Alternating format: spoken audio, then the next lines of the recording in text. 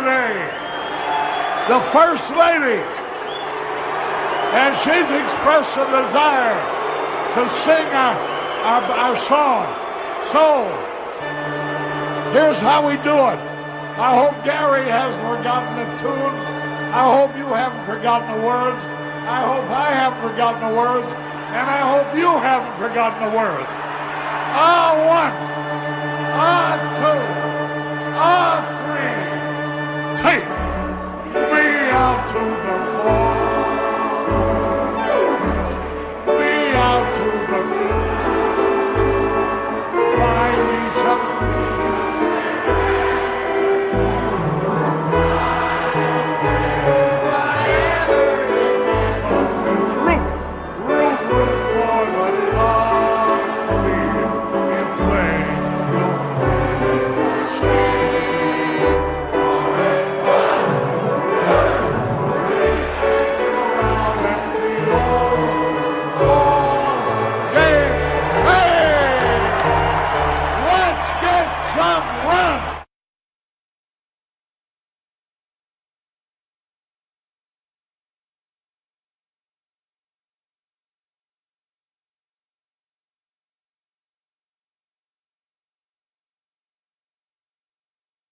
On the second day of May 2018, from WBRN Radio and on the Boston Red Network. The title of our episode is Puerto Rico and the American Dream. As many are aware, Hurricane Maria devastated the island of Puerto Rico.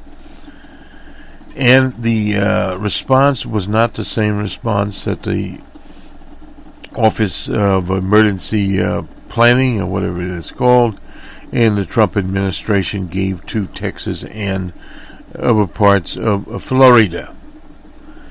And we'll explore why. We'll explore decades of neglect to the infrastructure in Puerto Rico.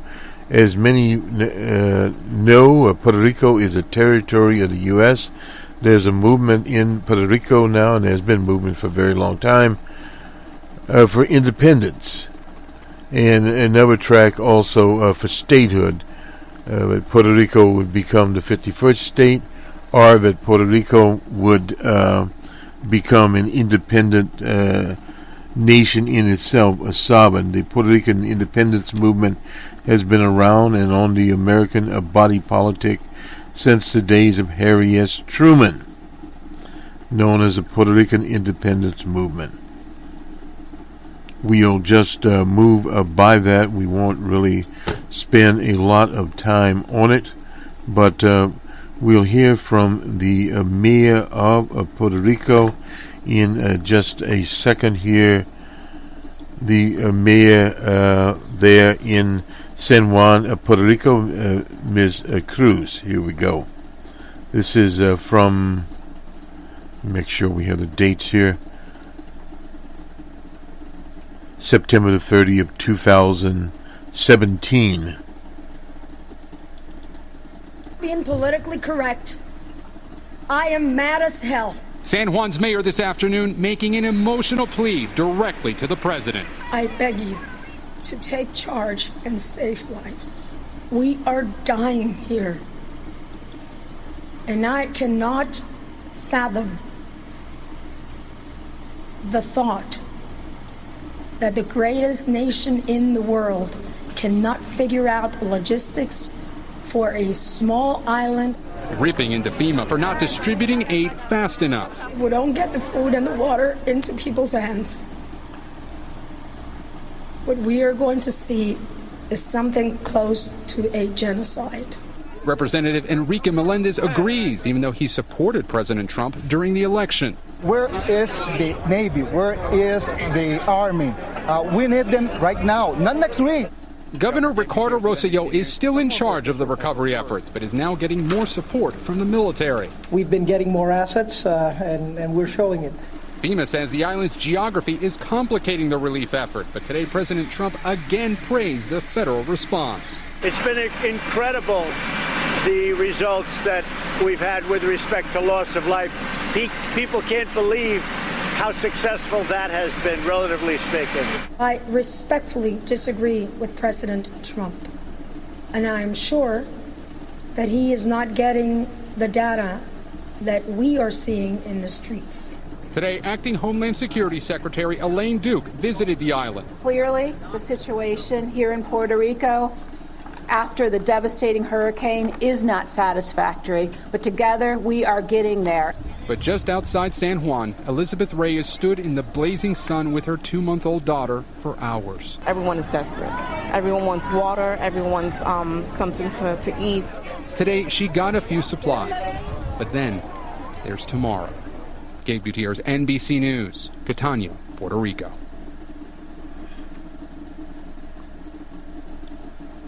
Now, that was a reality on the ground in Puerto Rico and the response of the Trump administration. Let me just go to another piece. It's not enough to just build powerful tools. We need to make sure that they're used for good, and we will.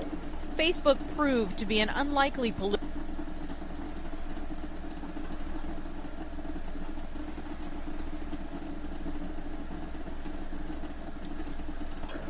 And the mayor of San Juan, Carmen Yulín Cruz, joins me now. And Mayor Yulín Cruz, before we get to Donald Trump, first tell me about the state of San Juan and how things are going. Your plea yesterday to the world moved so many people, and I think so the first thing people want to hear is are things a little bit better this morning? How is everything going? Well, we got a big donation yesterday from Goya, 200,000 pounds of food, all together from private donations, and they keep coming after yesterday. We already have on site about 400,000 pounds of food, and rather than getting one container of water and one container of food that we were getting from FEMA, we got around 6 of them. So we are glad today at 11 o'clock the production line of aid is going to begin, and we will be able to put out an enormous amount of quantity of help for people. So it's a good day. It's a good start. It's a good dawn, and we're moving ahead. And that's what it's all about. It's about saving lives. It's not about politics. It's not about petty comments. It's about moving forward, putting boots on the ground and saving lives. Well, speaking of petty comments, the President of the United States woke up early this morning with you on his mind. And I'll just read you a couple of the things that he tweeted that I'm sure you've already heard about. The mayor of San Juan, he says, referring to you, who was very complimentary only a few days ago, has now been told by the Democrats you must be nasty to Trump. Did anyone tell you to go out yesterday and to name Donald Trump as you were making your pleas for help? Actually, I was asking for help. I wasn't saying anything nasty about the president, but don't take my word for it. General Buchanan, 3-star general, has said as one of the first comments that he's made about the Puerto Rico situation that he doesn't have enough troops and he doesn't have enough equipment of what he needs to get the situation under control. So who am I? I'm just a little mayor from the capital city of San Juan. This is a 3-star general telling the world that right now he does not have the appropriate means and tools to take care of the situation. This is what we have, one goal. It is to save lives. I tweeted this morning that this is a time when everyone shows their true colors. I have no time for distractions. All I have is time for people to move forward, get help. And what kind of a Puerto Rican, what kind of a human would I be if I know of other mayors that are getting no water and no food, and I just looked the other way and just had my city taken care of? So I will continue to do whatever I have to do, say whatever I have to say, compliment the people that I need to compliment, and call out the people that I need to call out. This isn't about me. This isn't about anyone. This is about lives that are being lost if things do not get done properly real quickly. And, you know, not only did the President of the United States, I think it's such an important point, because you are trying to work for the betterment of your city. The President of the United States not only attacked you, but also attacked, it seems like, Puerto Ricans in general. He tweeted such poor leadership ability by the mayor of San Juan and others in Puerto Rico who are not able to get their workers to help. They want everything to be done for them when it should be a community effort. 10,000 federal workers now on the island doing a fantastic job. That implication is that the people of Puerto Rico essentially are too lazy to do it themselves and want the federal government to do everything for them. What do you make of that attack? You just have to walk around the streets and see people coming together to help in the cleaning. All these community kitchens that are coming up out and about, people that are coming from different countries to help. And to help in the communities. What are we going to do? We are using the leadership of our communities to help. We have 6,300 employees at the municipality of San Juan. About 1/3 of them lost their homes and everything. The rest of them have been working not because of Maria, but remember, because of Irma. We have been at this since August 31st, nonstop, 16-hour, 20-hour shifts. And I want to be thankful to the mayor of Chicago, the mayor of New York, the mayor of Miami Beach. I got a call from the mayor of Boston, from the mayor of Newton, Massachusetts, Columbus, Ohio, all willing to help. You know, mayors are the first line of defense for citizens. We help them, round them up. And really, if you're a good mayor, you follow your people. And that is what we have been doing. So again, and I can say this to you with a smile, I am not going to be distracted by small comments, by politics, by petty issues. This is one goal, and it is to save lives. Yeah. That's all that matters. And whomever is here to help, whomever says things that can help, will be praised. Whomever doesn't, will not. And again, 3-star general saying we don't have enough. So it's not only me. The USS I believe we have some echoes out there. Yeah, the USS Comfort is finally on its way. It's going to take a few days to get there. A lot of people criticizing the Trump administration for not sending it earlier. Trump now saying that on Tuesday he and Melania Trump will come to Puerto Rico. Do you want to see him? And if he comes to Puerto Rico, would you meet with him? I will meet with anyone that comes to our city because we respect the democratic choices that people make all around the world. So if Mr. Trump wants to see me, I would be very glad to meet with him. But again, this is about saving lives. And what I would really like him to do is not just have a helicopter ride over to survey areas, just to go out into the towns where people are drinking out of creeks, or the towns where all the cows and the dead people are together, or those towns where there is no medicine, and hear from the people of Puerto Rico and see their passion for life, see what we are doing to get back on track, and listen to their hearts. One can visit as a photo op, or one can visit to make sure that things get done the right way. So I'm hopeful. But again, he's the president of the United States. I afford him the same respect that I afford the leader of every other nation in the world that was democratically elected. And one would think that that ought to be reciprocal as well. My fight would be just one. I'm fighting to save lives. Yeah. That's it. This isn't personal. Mayor Carmen Yulín Cruz, thank you so much for being here. We all, I'm sure the entire country wishes you well, and the people of Puerto Rico well, our fellow American citizens. Thank you so much. That was the journalist, Ms. Reed of NBC. Recently came under attack, and we understand why. Nonetheless, Maria was a Category 4 storm, and for that they had Irma in Puerto Rico, and not only it hit Puerto Rico, the island of Dominica, and the French territory of Guadeloupe. Other places there, the American Virgin Islands, etc. So a number of people were hit down there, and the FEMA agency, the Army Corps of Engineers, had 4,900 soldiers and engineers into Puerto Rico, 30 aircrafts, more than 500 trucks were committed to relief efforts. But they came very, very slowly. Partnered distribution centers, 2 million liters of water, and as she was saying, only one container came, and then private donations came into Puerto Rico, and they were able to get 3 or 4 containers a day. Now we can report that electricity basically has been restored. We're in May now. Period. and the enormous efforts being made. The storm that I was, comparing this to was Hurricane Harvey. That was in Texas and Louisiana and some in Florida. The response was totally different there than what we had to Puerto Rico. A totally different situation there. The mayor, Ms. Cruz, Carmen Yselin Cruz, was attacked by DJ Trump. Period.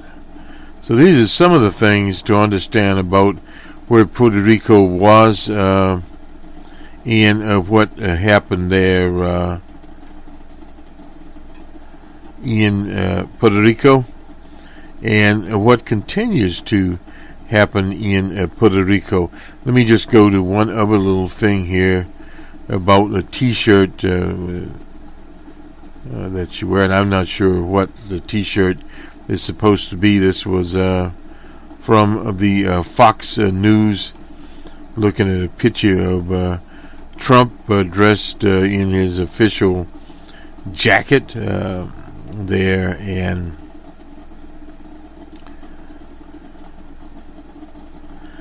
the T-shirt she had on had nasty on it, but that's not a big deal there. This is something that he has Trump has talked about. Let's back up a little bit here, and this is in the Hill newspaper talking about leadership in Puerto Rico. This was back in April, of 2018. Now, this happened when several of the professional baseball teams were playing in Cuba. Another nationwide, island-wide, actually, outage in Puerto Rico highlights the urgent need for progressive policy reform that could keep the lights on for once and for all in the Commonwealth, U.S. Commonwealth. I call it a territory, they call it a Commonwealth. Well, basically the same thing. Now, the governor of Puerto Rico has a scheme, and I call it a scheme, or a misguided plan here, according to Ricardo Rossello, to essentially give up the Puerto Rican electricity power authority and turn it over to a private interest. And I'll read a little bit. The Rossello bill, known as the Puerto Rican Electrical System Transformation Act, would actually not achieve modernization goals. It ostensibly lays out for the Puerto Rican electrical system. It fails to address the fundamental drivers of the high price of electricity on the island, and all the governor's bill would do is establish a mechanism to sell off the assets. And this has happened in place after place, that assets are being sold off at pennies on the proverbial dollar.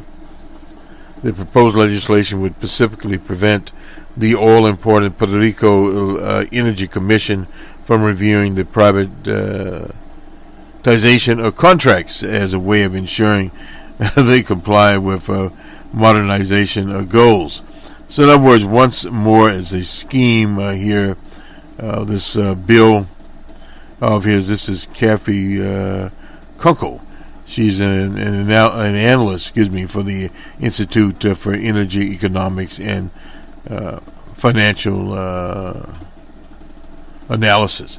The Puerto Rican legislature should reject the whole idea there of it. And looking at a little bit of it, this was in January.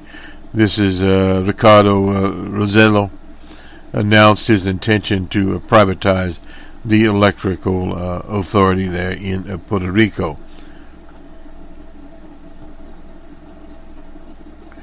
And what it does here, it eliminates the requirements for only projects to conform to Puerto Rico's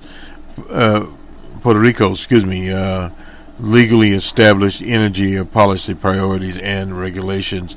The proposed bill effectively cancels the island's legislative mandated integrated resource plan and renewable of fuels. Very important. It does not address the need for greater investment in the microgrid and the distribution generator to improve electrical system reliability.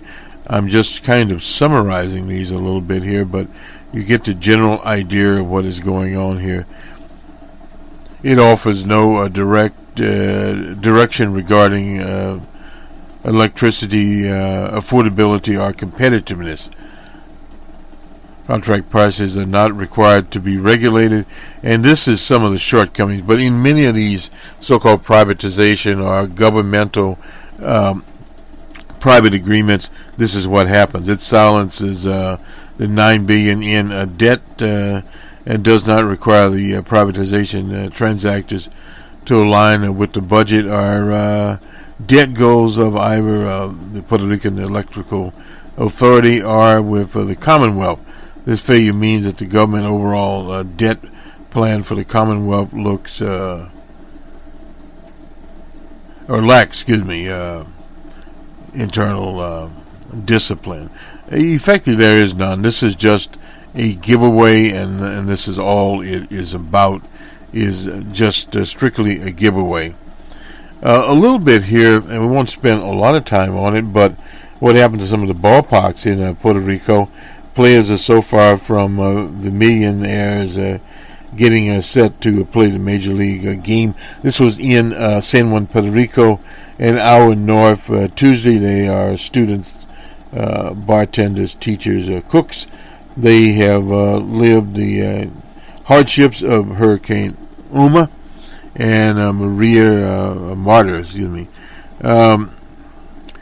yet they take the field to the field despite the aftermath, and because of it, the hurricane devastated this baseball-loving country. And that's one of the things to be understood. Baseball is the sport there, but several months later, Tortillo and other teams in the islands, predominant amateur 18 and older league, have proven a semblance of normalcy, provide a semblance of normalcy by passing on with their games, and even amidst harsh conditions. The stadiums are dilapidated. We sometimes have to wash our clothes in the river. That is from Torito catcher Martinez. He's 22, who was without power at home for 6 months. Their determination reflects a baseball's special relation with the island. The Torettos and 37 other teams of the Liga de Bestos Superiores de do what they have done every year since 1940. Let's play baseball. And sorry about the problems here, pronunciation. Yeah, let's see. AA is more regional on the island than any other sport I can think of. That is Luis Rodriguez, the mayor of Mayoral, a Puerto Rican author, broadcaster, and former baseball executive with such teams as the Texas Rangers and Detroit Tigers. There are little towns everywhere on the island where people lives revolve around following their home teams. That's sort of like soccer in many of the countries on the African continent, but yet they follow Real Madrid, etc. The many AA team owners consider skipping the season, but Jose Cortez, the president of the Puerto Rican Amateur Baseball Federation, urged them to move on with the season, and they did in fact do that. The fans of KCU in late January were not going to play. Other teams would draft their players. Castillo, I hope I'm pronouncing that, municipality of 4,400, determined to watch their team, which reached the semifinals in last season. Hector de Jesus, the owner, and to the municipal government, which owns the stadium Torritos use, players are met and asked to play.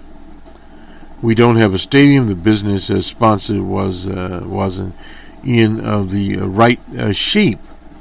Anyway, nonetheless, the municipal stadium there, a $15 million, 6,000 seat, was relatively new, opened in 2012, built with central and local government funds. The Mayor Vasquez, Ricardo Ortiz Vasquez, but Vasquez said the Hurricane Marina caused $2 million worth of damage and disabled the scoreboard, knocking down cement supports and the outfield wall. So a lot of damage going on there. Showing a player there eating something, and looking at some of these shows their locker room. The league also reduced a player's maximum stipend, essentially for gas and extra spending money, to $100 from about $300 a weekend. Some players with professional experience, like Fernando Cabrera, 36, the top starting pitcher in the league, who once pitched for the Baltimore Orioles and Cleveland, gets tips from fans on the side for winning. Anyway, it's kind of the story here. I thought I'd put a little flavor of the game before we do our sports. This was from the New York Times, and I don't know if I have a date on it. We've had it around for a while. This happens there. But on April the 18th, Puerto Rico is once again hit by an island-wide blackout. Now, this is from San Juan, several months, and close to $2.5 billion, almost billion dollars. Almost everyone in hurricane-ravaged Puerto Rico have their lights back on until a freak accident on Wednesday plunged the entire island once again into darkness. The Puerto Rican Electrical Authority had boasted Wednesday morning that less than 3% of its customers remain without power, substantially concluding what some estimates call the biggest power failure in U.S. history. The island of 3 to 4 million residents was open for business again, government officials said. Incidentally, a lot of people have left Puerto Rico. It's only a few hours later that an excavator, working near a fallen 140-foot transmission tower on the southern part of the island, got too close to high voltage line. The result was electrical fault, knocked out power to nearly one in every business on the storm-ravaged island. So it was caused by a human error. This is the first time since Marla left the island. Power grid in ruin. That was back in September. But nearly all the electricity of 1.5 million customers found themselves in the dark. Although another failure less than a week ago had cut power to 870,000 users. Only a small pocket generated by the megagrid were spared the latest power loss. I'm angry. That came from Justo Gomez, the electric company's chief operating officer. Let's see.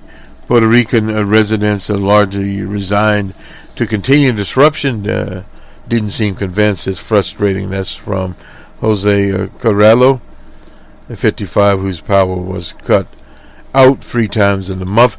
If you remember coverage of the Iraq War after the coup and before the murder of Saddam Hussein, Saddam managed to keep the power on in Baghdad, and then they had rolling blackouts where people had to get their own generators for a very, very long time. Haven't checked in recently on the situation in Baghdad. The utility company scrambled to restore service to the airport major hospital stadium hosting the Major League game that was between the Cleveland and the Minnesota Twins. At the close of business on Wednesday, only 51,000 customers had power again, including obviously the baseball stadium, but by Thursday morning, the agency said it had returned power to more than 1.1 million. Traffic was at a standstill Wednesday at a few operational spotlights went black, schools, etc. Chile's restaurant went up in flame as this generator exploded. Oh boy. Many large hotels in San Juan experienced only a temporary power loss. Their generators kicked in. Where a conference to commemorate, Roberto Clemente, a Puerto Rican native who played 18 seasons with the Pittsburgh Pirates. He was killed on a plane on his way to deliver humanitarian supplies to Nicaragua. Eduardo Perez, a former Major League player and ESPN commentator who was hosting the news conference, told those together, welcome to Puerto Rico. This is what we know as life. Well, Mr. Perez summed it up beautifully. Power has gone out in the San Juan metropolitan area at least 4 times since the storm, forcing Puerto Ricans to spend thousands of dollars to fuel generators. Many of the residents have left altogether. Nearly 300 schools are expected to be closed because of sharp drops in enrollment.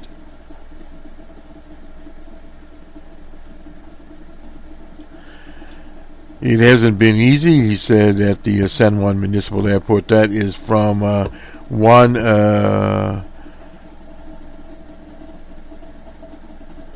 Cunanos? I don't know why I always mispronounce that name. Anyway, Mr. Gomez has said the blackout occurred after a large-scale, we already talked about that,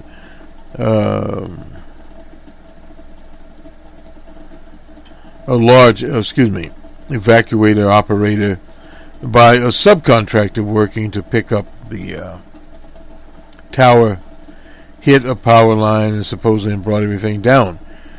Power in Puerto Rico is generated in the south and largely consumed in the north. The power company known as Popper has not been able to build a backup system to avoid massive power failures yet. Some work to be done there. A website shows the company has advertised for workers to help clear difficult terrain by hand. They offer $30 an hour, working 10 hours, 7 hours a day.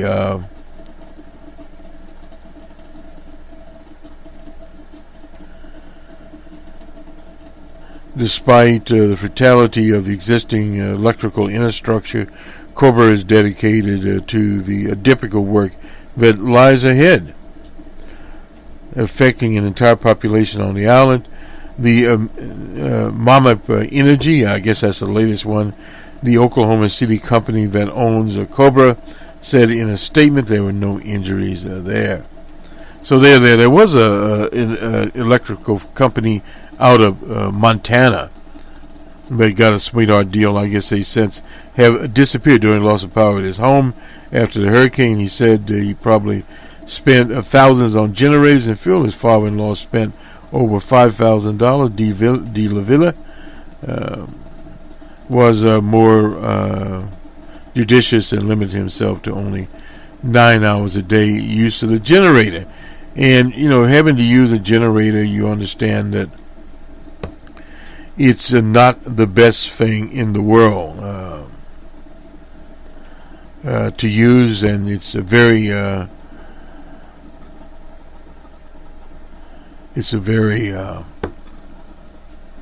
troubling situation. So all kinds of problems, personnel problems, etc., have literally been a part of the Puerto Rican landscape, period. Hadn't checked on the Power Authority. We'll have to, in other broadcasts, report to you what has been updated as far as the privatization of Puerto Rico electrical grid. Let me just see if this is what. No, I'm sorry about that. That was a story was out of Los Angeles on some electronic gear. We'll have to get that a little bit later. Here we go. Oops. This is a Washington Post. Sluggish recovery from Hurricane Maria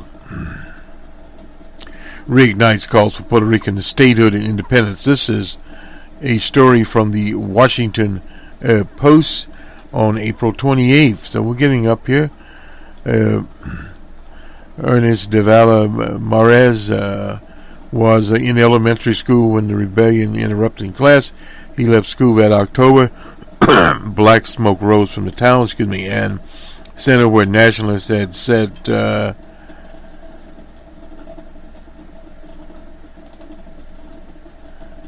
Jayuca, mispronouncing it, sorry about that, and the shooting of policemen declaring independent Republic of Puerto Rico from a rooftop. In the struggle for sovereignty from American colonial rule, Puerto Rican independence fighters, and this is what we talked about coming in, staged uprising in nearly a dozen cities that day in 1950, and later attempted to assassinate the President Harry S. Truman. They held the Central Mountain City for 3 days until U.S. Air Force bombers packed with payloads buzzed the Emerald Peaks. Anyway, de Vella's Marine's uncle and 4 cousins participate in the rebellion. Today, the retirees have converted their basement into a martyrs museum. So this is some of the things. The leader of it was Pedro Campos, and newspapers of the rebels' bullet-ridden body and the paintings of nationalist leader. This was Pedro Campos, and one of the only times in U.S. history bombed its own people. That is from David Marine. Said this septuagenarian sat in a rocking chair staring across a rooftop there. We have to find our own way. Talks of independence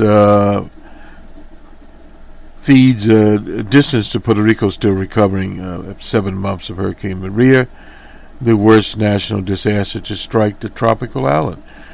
But what Puerto Rico is to the U.S. has everything to do with why the power restoration has been so slow, while millions in federal dollars for construction has yet to be distributed.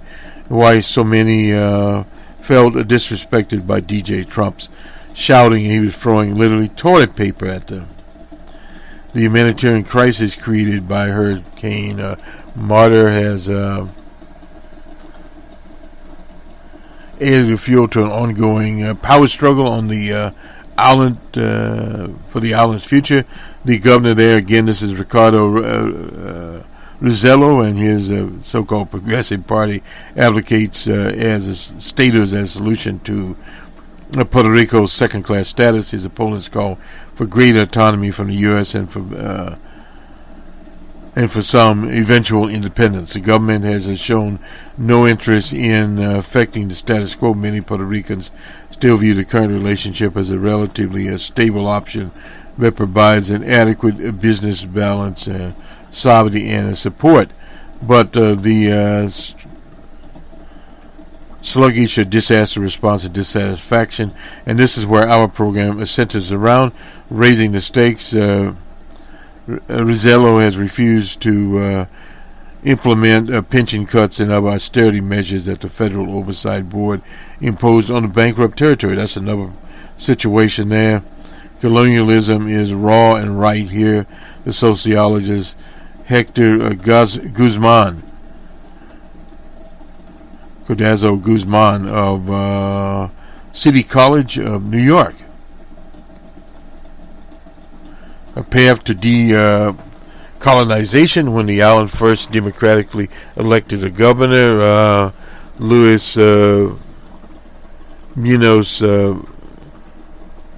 Marin, brokered a deal with Congress. That was in 1950 that allowed the territory to manage its own government and affairs.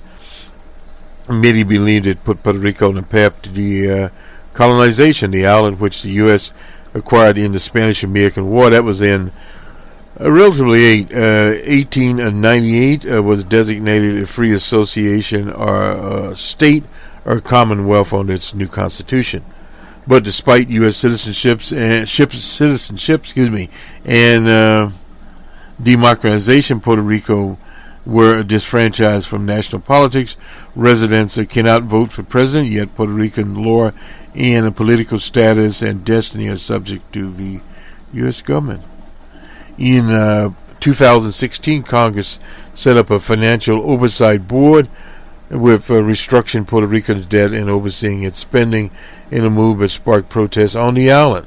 The board is pushing austerity measures.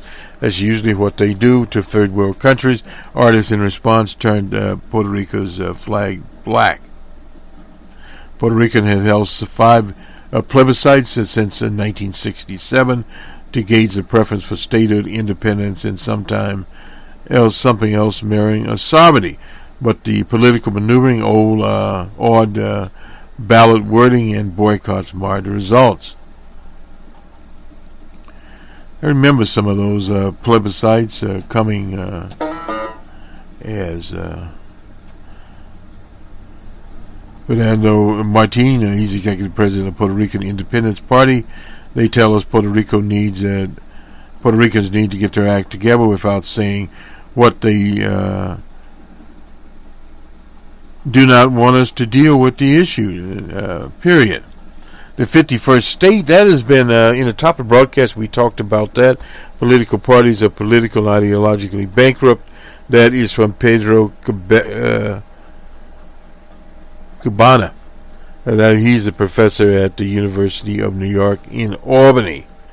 The Puerto Rican political system, which is oriented around the resolution of its colonial status, also plays a role in the paralysis. Academics say in recent years they note those parties have done little to advance the central cause of their existence. In 2000, no Puerto Rican governor has has served more than one term. For decades, corruption, cronyism, pro-statehood, New Progressive Party, and the pro-Commonwealth Popular Democratic Party. Oh boy. Puerto Rico's political parties have monopolized and cannibalized the debate on the status to win elections and moved their base. Rosello won the governorship in 2016 with the smallest share of the vote in Puerto Rican history. That figures. 6 months in, his government held a plebiscite in which 97% chose a statehood, but only 1 in 5 eligible voters cast a vote. Most boycotted it. Rosello called it a mandate. We've heard that one before from some of the politicians about their election. We don't need to mention his name, do we, DJ Trump?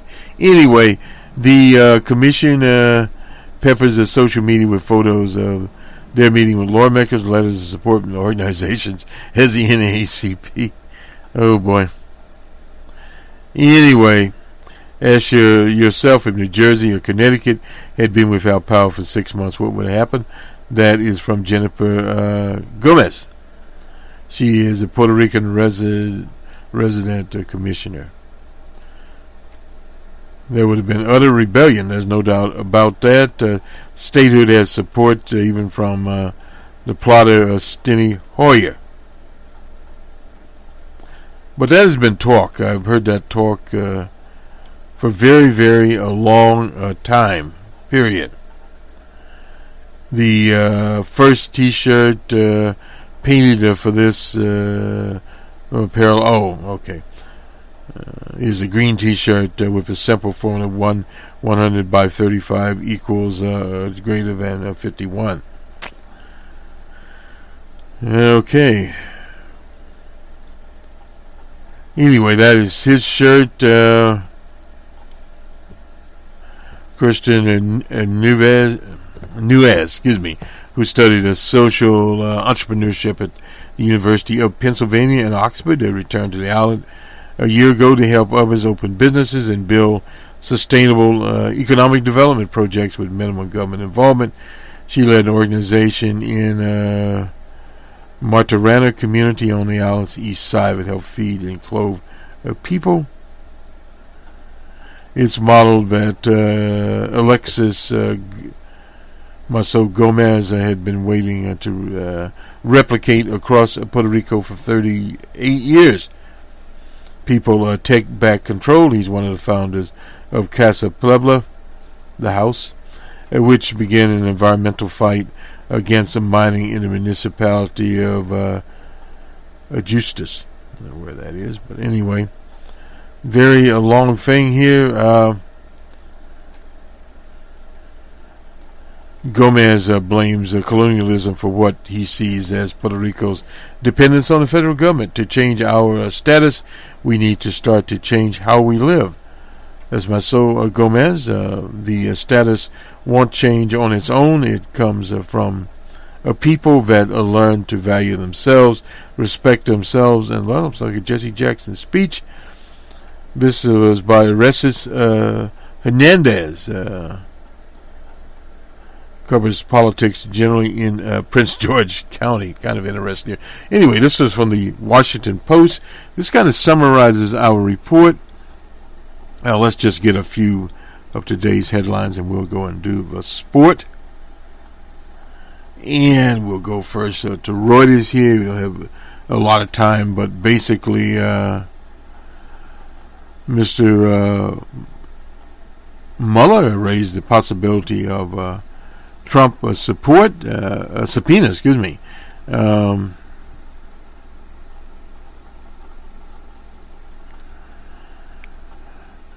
what else here? We'll just go to the Washington Post here. Catch some of its headlines for the day. Rosenstein on GOP lawmakers fret the Department of Justice is not going to be extorted. Period. They are talking about his impeachment there. Oh boy. Texas and 6 other states are suing the federal government to end DECA. That has been around. That's the Dreamers Act under President Barack Obama.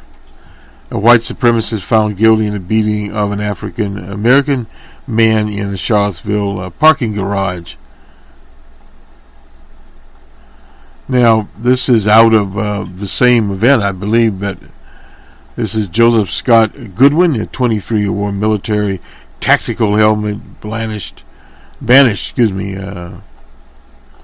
a large shield during, this is the August 12th attack on DeAndre Harris, was convicted by a jury of 9 men and 3 women. This is Unite the Right rally. This is the same one that killed Heber Heyer there.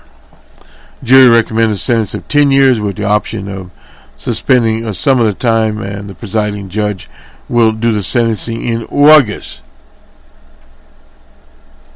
The assault on Harris, a former special education instructional assistant, was so furious that he suffered a spinal injury, broken ribs, head lacerations. More than 20 years should be set for that.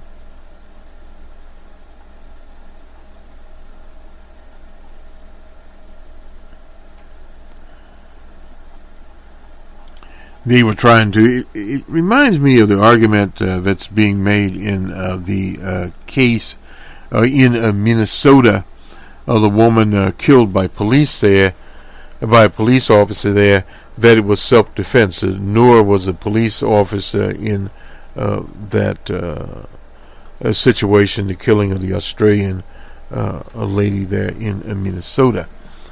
This was Elmer Woodard. Argued that Harris didn't work at a YMCA camp, working as a camp counselor, came to pick a fight, and his client was just trying to defend himself. I don't think that went over very good at all. Goodwin kicked Harris on the ground to defend himself. Well, anyway, this is too much. Is in a parking garage, incidentally, next to the, didn't know that, Charlottesville Police Department, was one of several disturbing acts of violence there. No doubt about that. At the General Lee Park, a self-confessed neo-Nazi rammed his. Now this was killing Heber Heyer, a paralegal. Very sad situation there, and this is some of the aftermath of it. Dressed in a helmet, etc. This was this Goodwin character. 3 other men have been arrested in connection with the attack on charges ranging from felonious assault to malicious wounding. Some by Michael Ramos from Georgia, Daniel Borden of Ohio, and Taylor Watkins Davis of Florida will face similar trials this summer. But nonetheless, he has been, as they say, convicted and sentenced was rather lenient, given the brutality of his crime, with the options for spending some of 10 years. I mean, he probably won't get to 10 years, but maybe he will. A lot depends on the judge. Moore is the judge there, and they will see when the clerk read the jury recommendation. Goodwin's mother let out a loud gasp, or perhaps she should have. Her son was a naughty boy. But this happens in these situations, and you can expect more of it. Again, this is Weber Harris started the fight, striking the prominent white nationalist in the head with a flashlight. Seconds before Harris ran into the garage, that was at 11 a.m. that day, he was standing at the entrance. He saw a fellow counter-protester being speared in the abdomen with a flagpole by Howard Cruz, the North Carolina state chair of the White Nationalist League of the South. To protect his friend, Harris swung the flashlight. Oh, I see. Trying to knock it off. Seconds after the fight with Cruz, Harris rushed inside the parking garage where he was plummeted. Goodwin took the stand, told the jury he saw Harris assault Cruz and then saw Harris charging him. He testified he lied. I thought he was hostile, to be honest. Anyway, for the entire trial, neither prosecutor nor defense questioned Goodman about his possible affiliation. That's very interesting there with any white supremacist group at the rally. He wore 2 pins, one bearing 888, a code for Heil Hitler, and the second with the logo of the Traditional Workers' Party. That is a white national group that has been resolved, decimated and destroyed. They are no longer a functional party, at least not above the ground. We don't know whether or not below the ground or not. But this is starting to be a combination of some of these things that people are actually getting some prison time. This Goodman character, just by looking at his photo, a fairly large guy, 23 years old. He was the one that had a large shield that weren't allowed in Boston. Anyway, that kind of tells you what was going on. Let's do the sport. And again, our broadcast here, Puerto Rico and the American Dream. We'll just start out here. We can give these scores. The Cavaliers, 113, and the Raptors, 112, 1 point game. This is game one, and it had an overtime thriller there. We thought we couldn't see any more. The Pelicans and Warriors, Pelicans 116 and Warriors 121. That was two of the NBA games last night. And we'll just finish up here where the Capitals beat our Penguins 4-3, and the Predators were beaten by the Winnipeg Jets 7-4 in the National Hockey League. And Real Madrid 2-2 with Bayern Munich. They're starting out pronouncing the names of these teams. Anyway, we'll go on to something we know, Major League Baseball. In 12, the Rangers were in Cleveland, Rangers 8-6. And let's see. The Pirates and Nationals are 12-4. And the Rays and Tigers 2-1 there in the Motor City. The Brewers and Reds in Cincy, Brewers 7-6, high scoring game there. Atlanta and the Mets in New York. Atlanta pulled that out 3-2.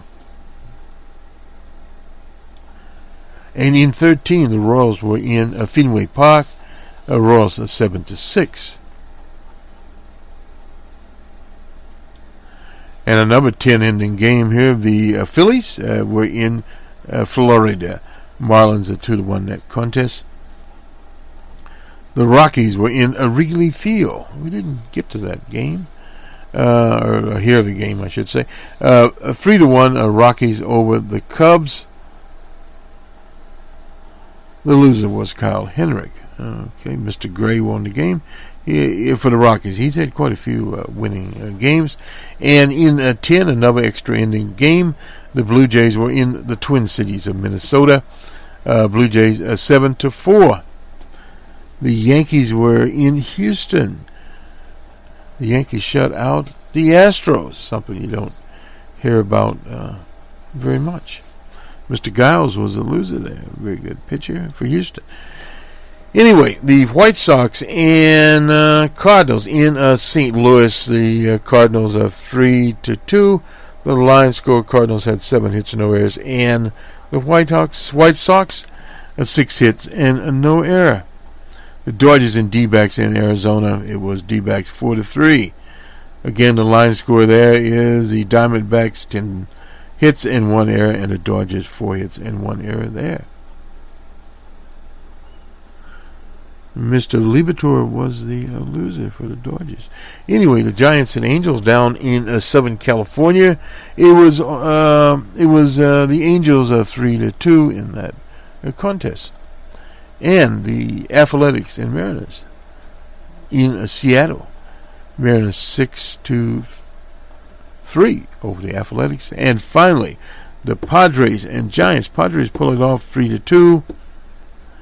And Mr. Strickland was the loser. Mr. Hurd got the save. And Mr. Yates got the win. Not sure who Mr. Yates is, and Mr. Yates is not. Anyway, this will do it for our presentation, Puerto Rico. And we're expanding on that title. I'm not certain how we started out the title. I'll have to check. But, Puerto Rico and the American Dream. Anyway, should write these things down. On the 2nd of May, 2018, incidentally, we had some difficulties on one of our outlets, Blog Talk, for our May Day presentation. It will eventually get there. Hopefully those technical difficulties are resolved. Good day.